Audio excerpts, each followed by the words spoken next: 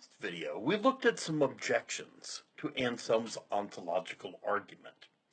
But in this video, we're going to be looking at a specific objection from a monk named Gaunilo.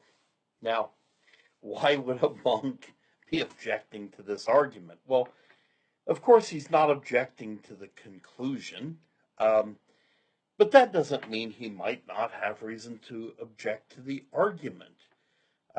Just because he accepts the fact that God exists doesn't mean that he accepts that this is a good argument, that this is good reason for believing that God exists. I think Gaunilo thinks that God's existence is a matter to be taken on faith. Anselm thinks that, at least with this particular matter, it can be accessible through reason, at least for some people of extraordinary intellect, like himself. Well, let's look at Gaunilo's perfect island objection.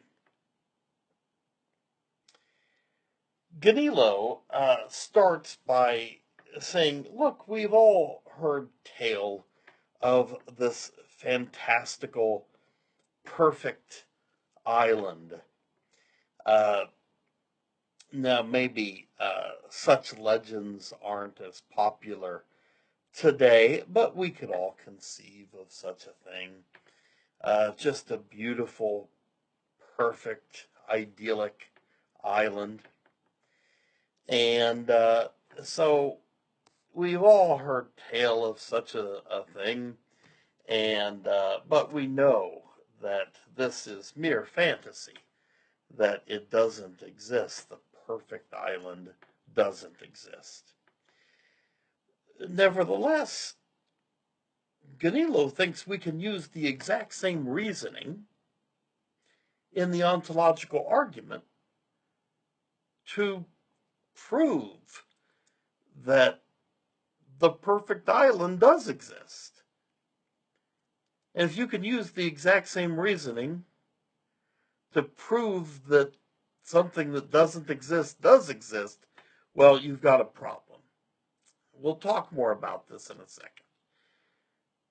But here's essentially what he does. Now, he doesn't use this name, but let's call our perfect island Xanadu, right? So let's just replace the word God. Every time we see the word God, let's replace it with the name Xanadu for this perfect lost island. And instead of being, we'll replace it with island or thing. All right, so now premise 1 reads, Xanadu is defined as the greatest possible island. Premise 2, Xanadu is a possible thing. Premise 3, existence and reality is a great-making quality. Well, therefore, Xanadu exists. Gaunilo thinks, look, I can just show that using the exact same reasoning, we can prove the existence of something we know doesn't exist. So there's something fundamentally flawed in your reasoning. Here it is again. Gaunilo is saying to Anselm, look, there must be something wrong with your reasoning because we can use it to prove the existence of things we know don't exist. For instance, the greatest possible island.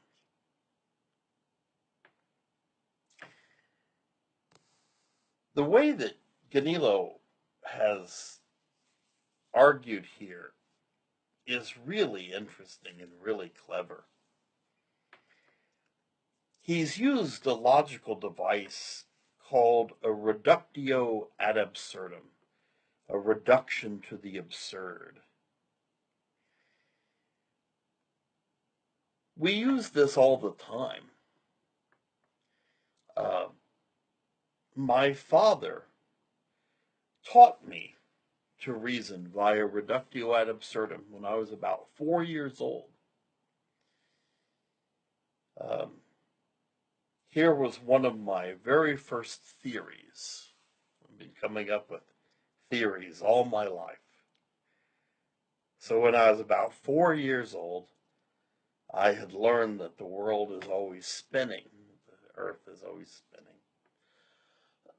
And I announced one of my very first theories. I said to my dad, I bet that the reason that we get dizzy is because the world's spinning just a little bit faster, or maybe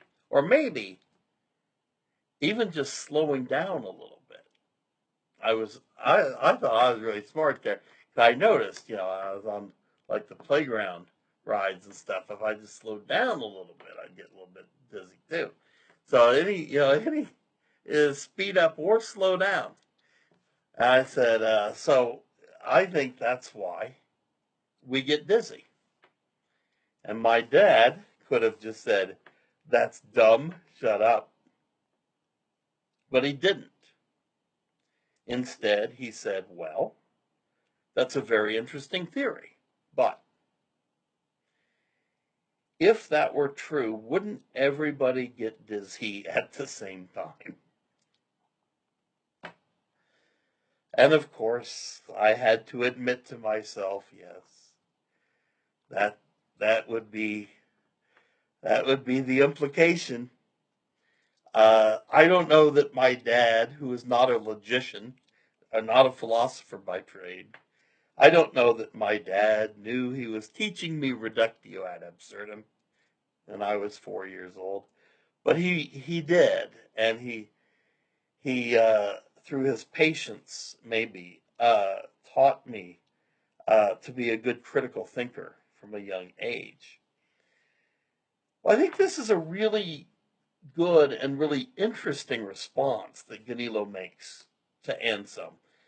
Because as I said, it's tough to put my finger on what the problem is in Anselm's argument. I mean, oh, pardon me. Here it is. Here's Anselm's argument again. It's hard for me to put my finger on the problem. I mean, it appears to be a valid deductive argument. What's more, the premises seem true. I mean, premise one appears to just be a definition, and we have the right to stipulate a definition. Premise two is a substantive premise, but it seems true to me. Premise three is very odd, but it also seems true. That something that exists in reality is in some sense greater than things that merely exist in the imagination. And so it's hard for me to put my finger on where this goes wrong. Well, Gaunilo doesn't really have to say.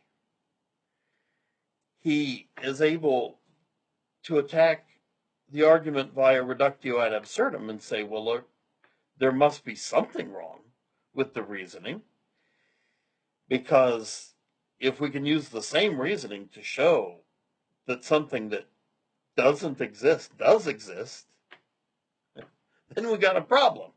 That is a reduction to the absurd, a reduction to a contradiction. Anyway, we'll talk about Anselm's response in the final video on Anselm's ontological argument coming right up.